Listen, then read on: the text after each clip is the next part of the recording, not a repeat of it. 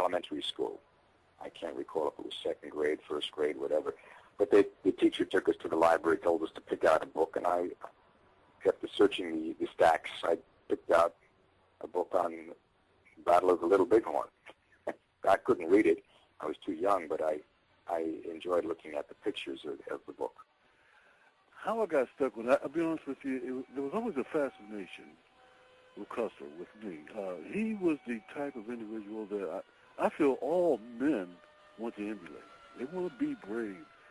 They want to be courageous, even if it's not easy to do so. For example, military charge on horseback back in the Civil War, I took a lot of guts. But the one thing that really drove my interest about Custer is how he was so vilified by he was transformed into some type of idiot. I have. I've always been interested in it. One of the first books I read in grade school was Comanche, the sole survivor of the battle, which of course he wasn't, but the story grabbed me from the very beginning. Custer, it never occurred to him, he had this boundless energy and, was in excellent physical condition. It never occurred to him that the rest of the regiment couldn't also ride all day and all night without rest. After Gettysburg, they're struggling along in the pouring rain and the mud, and he decides it's time for a nap. So he flops down in the nice soft mud under a tree and sleeps for 3 hours, Most people really couldn't do that, but he wasn't aware that other people had limitations that he did not. And, when you're leading a regiment, you kind of have to pay attention, and that's one thing that he didn't do. I have to tell you that even the officers and my enlisted men refer to me as hard-ass because I can set the saddle longer than most men. Bloody Knife has described me as the only man he knows that can ride all day and never sleep at night. So if you're a cavalry officer, you're naturally going to find Custer sooner or later in your military history readings. And actually, I was never very interested in Little Bighorn. I was just interested in Civil War history and studied Custer from that angle.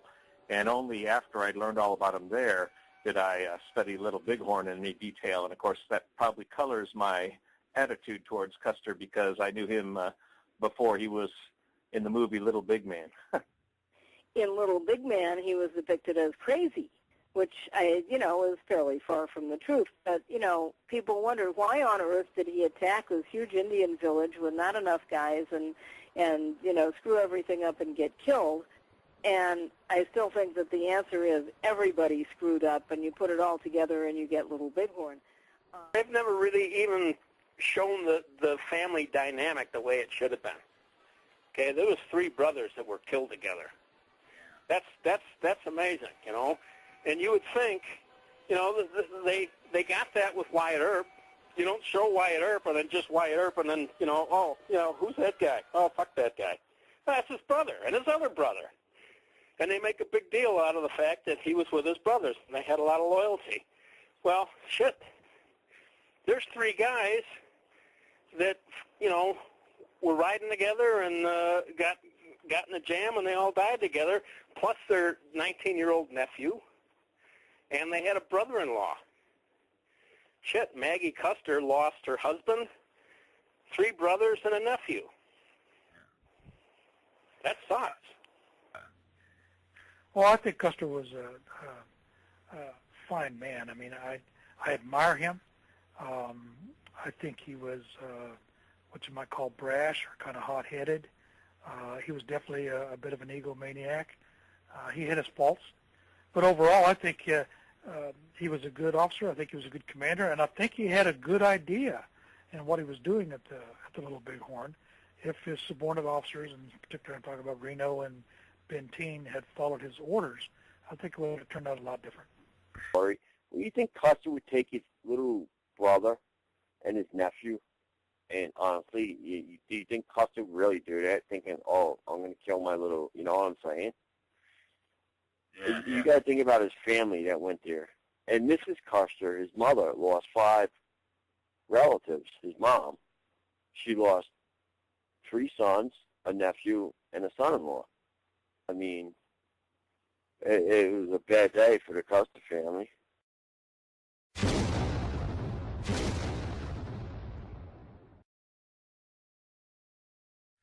On the 5th of December, 1839, Emmanuel and Marie Custer brought a newborn son into the world, right nearing to Christmas. Marie was Emmanuel's second wife, and the family was ever expanding. The young child would have difficulty pronouncing his middle name, and thus he was christened early with the nickname of Audie.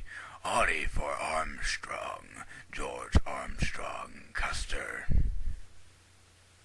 Well, my brother Nevin, he was 2 years younger than me. Actually, I was the oldest surviving child of my parents' union. My brother James and Samuel died in infancy, and so I was the oldest of that union. My parents both had children from a previous marriage, and my brother Bryce didn't spend a lot of time with the family. He was a lot older, and so my mother, who was frail health and always pregnant, seemed like I was raised by my half-sister Lydia Ann, whom I called Ann. She took care of the children to the most part, had a lot to do with bringing up my other siblings as well. My brother Nevin, he was 2 years younger, then Tom followed 6 years behind me, and then Boston a couple years younger than he, and then my kid sister Margaret was born. I think it was 48, but she was a teenager during the time that I was leading the Michigan Cavalry Brigade. And his father at one time, and then later on his younger brother Boston, he would bring on expeditions and put them on the payroll. So at that time, nepotism was quite popular in the Army. Did you have any intel on Boston Custer? Not a lot. He was so young and he hadn't really done much. He was out there for the summer because he had TB, and which was a very, very common ailment at that time. And, you know, when you consider they heated their homes with wood and coal, the atmosphere in their houses must have been just delightful. I mean, that's why they did spring cleaning every year, was because after a winter of heating the house with that stuff, everything was covered with a layer of dirt. You know, and so when they finally could open the windows, they just, you know, wanted to clean everything. And so he was out there for his health, which is, like, so ironic. I don't even need to go there. But, you know, he was the third wild and crazy Custer brother, and he wanted to, you know, be with Tom and Audie, of course. And one of the things they did on the march, he went off on the prairie to you know, take care of personal business, and while he was squatting there with his pants down, they rode up whooping and firing their guns just to watch him jump. That's the kind of thing that the Custers did to each other. They were totally into practical jokes. They once put their father on an unbroken horse after telling him it was a gentle saddle horse. You know, they were just, and another time a guest got drunk at a party and passed out, so they quick put together a box that looked like a coffin and had a fake funeral, and the guy woke up in the middle of it. You know? I recall very vividly that when I moved to Monroe, Michigan, this was the second move. The first move was when I was about 2.5 years old, and my father had his livestock rustled by some desperados, and he became discouraged, moved back. We lived on a farm west of New Rumley where I was born, but when my sister Lydia Ann met a fellow by the name of David Reed, she eventually married him, and when she became pregnant for her first child, she encouraged my parents to allow me to come up to Monroe, Michigan, and live with her to help with the chores around home, and he encouraged them with the idea that there was a better educational system in Monroe. So that's how I came to find myself at Stebbins Academy. I would actually walk to school, and her home was on the outskirts of town, and so it was a usual thing that I would have to walk by the prominent Judge Bacon's home. And Elizabeth, or Libby as she was called, would often be out in the yard playing. And we knew of the family, but they attended the Presbyterian church. We were Methodist. Judge Bacon was a Republican, and our family was predominantly Democrat, so we had no social contact. but we knew of the family, and she knew of our family, and it was this one particular day when I walked by, and she was swinging on the gate, and she had been goaded by her girlfriend, Laura Noble, to holler, "Hello, you Custer boy." And when I stopped and turned to look towards her, her face turned beet red, and she ran into the house. But it wasn't until November of '62, when I was a captain on General McClellan's staff, that I came home on leave and was invited to Boyd Academy, where she had graduated that past June. There was a soiree that was going on, a Thanksgiving party, if you will, and her escort for that evening was Conway Noble, Laura Noble's brother. Somehow they had become involved in some argument or fight of some sort, and he invited me over to introduce her to me, and that way kind of soothe her feathers. And I remember when I was approached by this beautiful girl, and she was by far the prettiest girl in all of Monroe, and I could hardly talk. My tongue was so tied, and she said, "I see your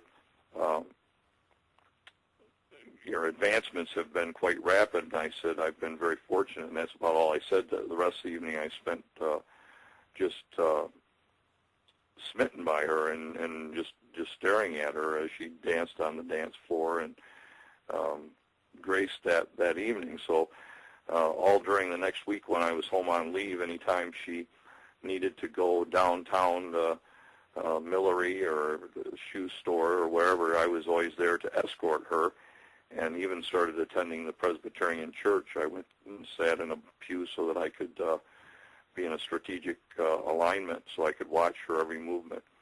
And I think her father became quite concerned because he forbid me to have anything to do with her.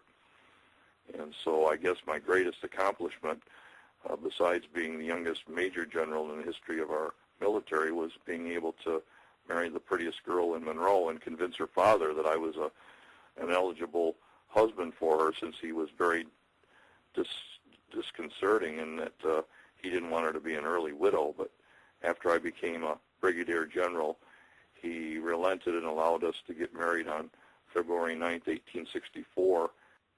They were very, very fond of each other, and when they were together, sparks flew. You know, she wrote the 3 books, Tending on the Plains and Boots and Saddles and Following the Guidon. And, you know, they were very popular books at the time they were published and still are today.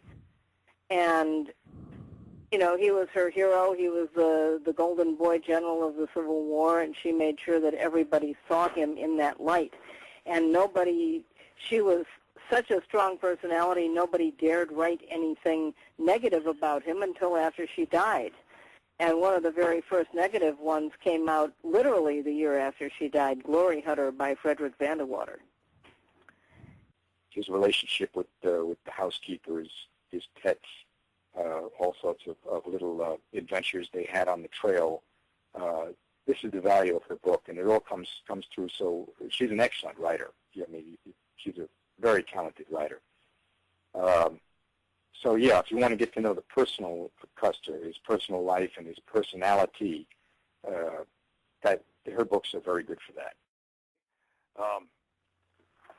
Well, I entered Westpoint Military Academy in June of 1857, and for a small farm boy from New Rumley, Harrison County, Ohio, it was kind of a difficult thing to even wrangle an appointment to the academy. It was always our congressman that would appoint us for the opportunity of furthering our education. That was primarily the reason I went.